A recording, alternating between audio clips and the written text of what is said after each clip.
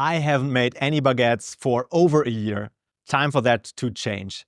What a lovely day to bake. Moi, my name is Arne, a German hobby baker who is living in Luxembourg. I found purple potatoes in the supermarket and always wanted to make bread with them. Potatoes are great for increasing the freshness of the bread as they absorb a lot of water. So I quickly developed a baguette recipe with them. So let's get started. This is from Luxembourg with Loaf.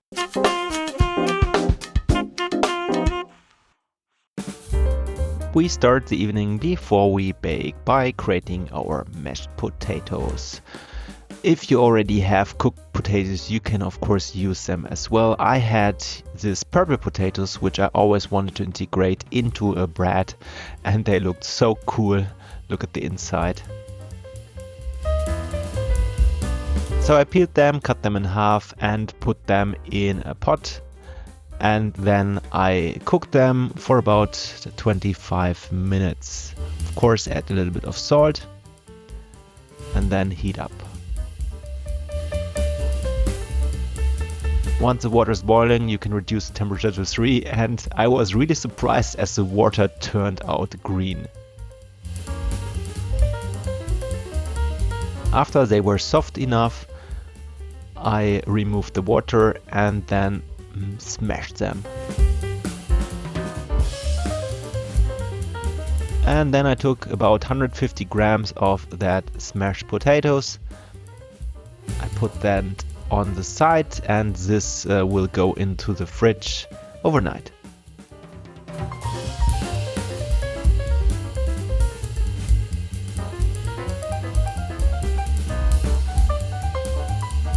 Then it's also time to prepare our levain. Therefore we need 80 grams of water, 80 grams of flour, as well as 5 grams of active sourdough. Mix everything together with a spoon, and this will then rest overnight on the countertop. You can use a rubber band to mark the height to see the fermentation at the next day.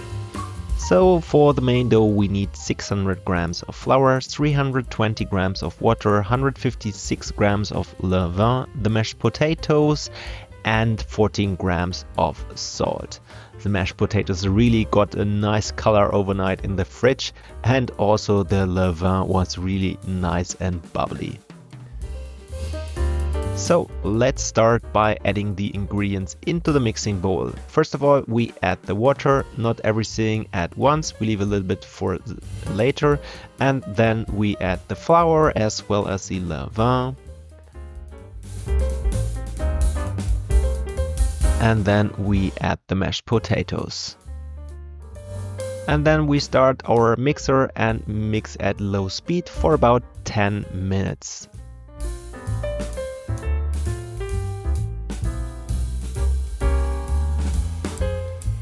Once everything is nice and combined, we add the salt as well as a little bit of the remaining water, and then we can increase the speed of the mixer.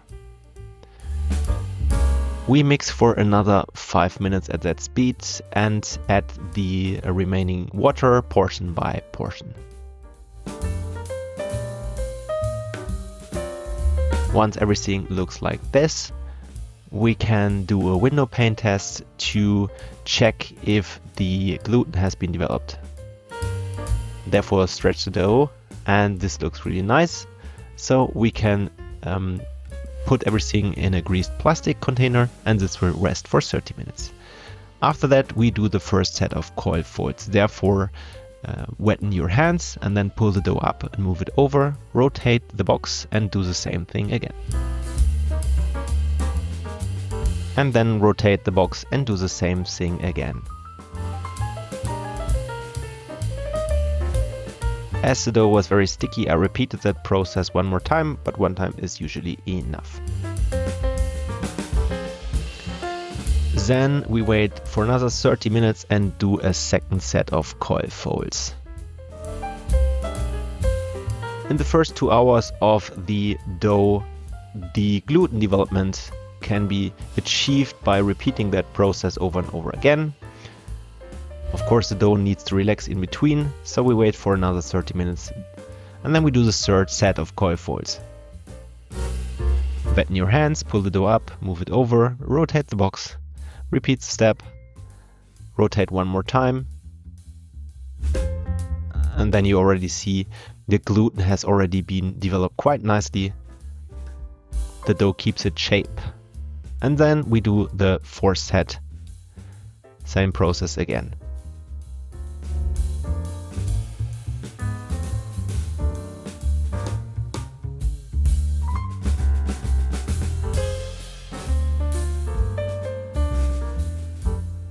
And then we need to ferment the dough for a couple of hours. In my case, it took for about 4.5 hours until the dough doubled in size. Then all you need to do is flour your countertop and dump the dough.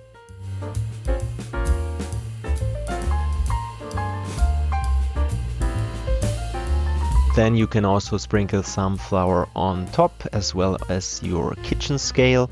And then we divide the dough into 6 pieces, and all of them should have around 205 grams.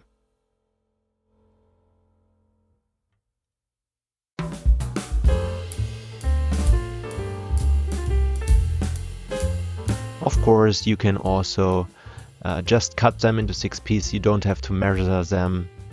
But I am a German, so I like to be precise.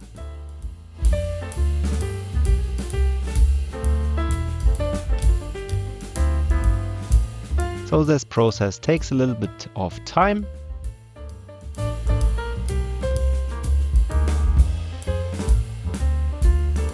And once everything is divided, it's time to shape the baguettes. As the dough is quite sticky, always keep your fingers floured. And also one side of the dough can have flour as well. Then you should spread the dough a little bit to a rectangular shape, and then you take the top and fold it to the middle, and then with your fingers you press the dough closer to each other to seam the edges a little bit. And then you take your thumb of the right hand and the palm of the left hand and basically try to seam the edges. Looks like that. And then you can place that baguette to the side. It's not yet done. First of all, we need to repeat that process with all of the other loaves as well.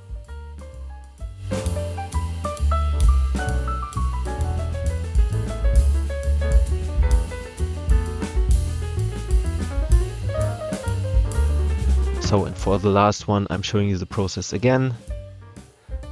So, fold the dough over and then use this technique to seam the edges and get some more pressure onto the dough. And then it's time to clean up a little bit the countertop before we shape the baguettes into their final shape.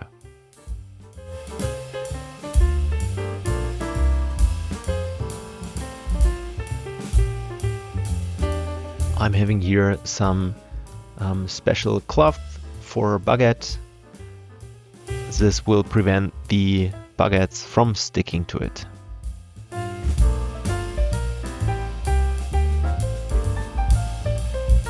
And then I'm taking the first pre-shaped baguette and I'm rolling from the middle to the sides with a very gentle pressure.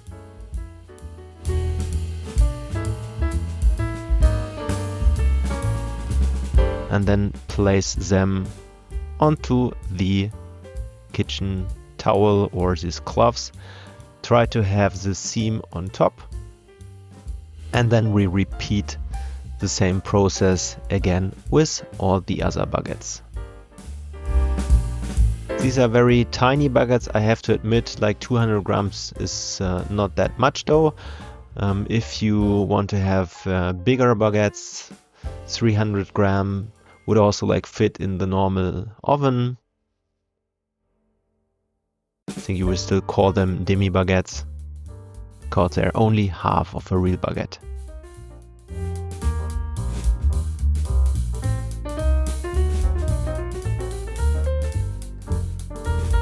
And then we repeat that process until all of the baguettes have been shaped. And they will now rest for about an hour.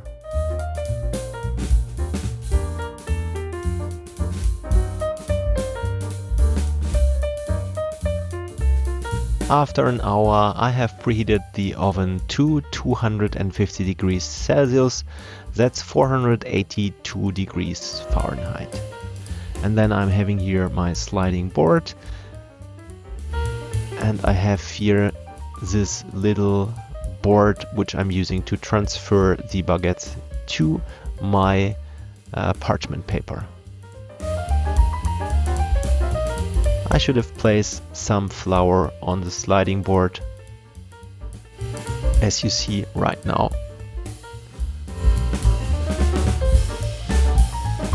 Because the dough sticks a little bit to it. But you see I'm flipping the baguettes upside down on it, so now the seam is on the bottom.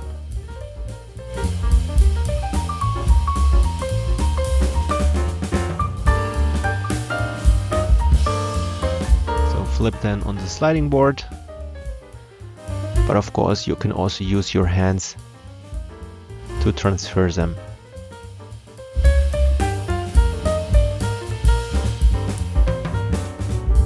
And then all you need to do is you need to score them. And I'm also preparing here a pot with boiling water, or a cup. Then let's score them like that. So the lines should be straight and parallel. And then this will now go into the oven. And they will now be baked at 250 degrees Celsius for 20 minutes with steam. There's also the possibility to bake them for 10 minutes at 250 degrees Celsius and then reduce temperature to 230 degrees Celsius, and then you get a nicer crust. But I didn't have time, so this was just the quick version. And after the baking, they cool down for about 30 minutes. Don't they look nice already?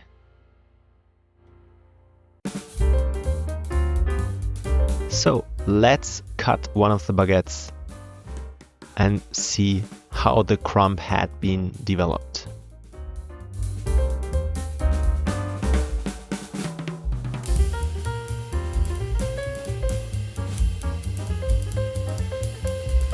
Wow, what a nice crumb! That looks pretty nice. And here are some more impressions of the baguettes. Unfortunately, the purple color of the potato didn't colorize the crumb that much as I wanted, but I will find a new way to make a blue baguette. Enjoy and bon appetit! I hope you enjoyed the video. I really like the method of baking with potatoes left over from the day before. They give the bread a great aroma without being too overpowering and keeps the bread fresh for longer. I also recently used pumpkin to keep the bread fresh. So what vegetables have you baked with? Let me know in the comments. If you want to support me and my channel, please like this video, subscribe to my channel and turn on notifications so you don't miss my next videos. I wish you a great day, adieu and goodbye.